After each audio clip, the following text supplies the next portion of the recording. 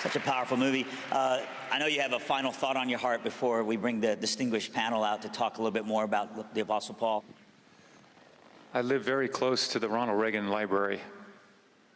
And here's a man, an extraordinary story. I put him up there with Abe Lincoln.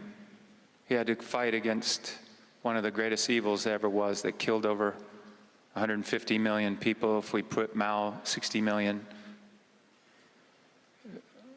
Eastern Europe, behind the Iron Curtain.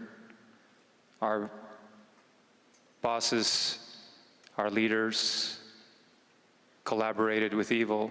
They chumped up this word called détente, the coexistence of communism and capitalism, and yet freedom was losing.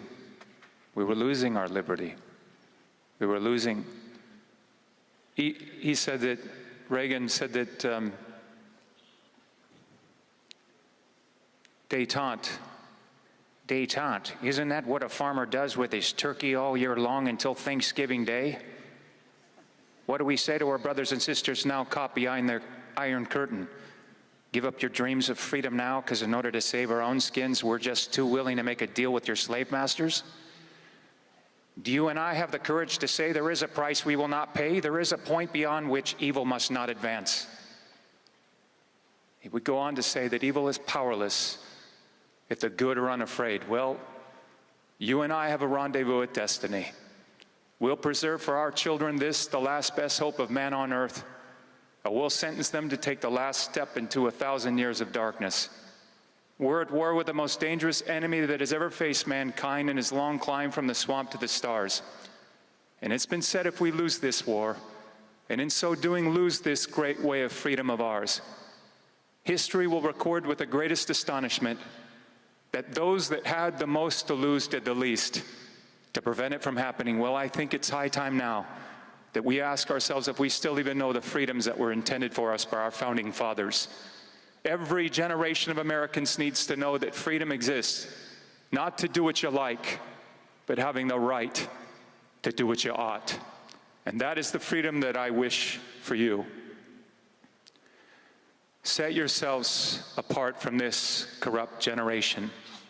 Be saints. You weren't made to fit in. You are born to stand out. God bless you. Wow. Thank you, buddy. So good. Man.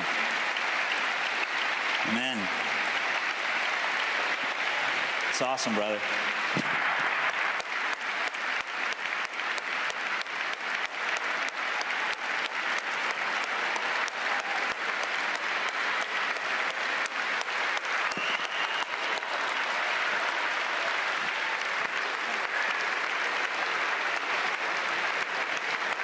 Jim, you're more than just a brother in Christ, man. You are a patriot and honestly just a freedom fighter, and we're grateful for you. Can we just one more time thank Jim before our panel comes out? Thank you, buddy.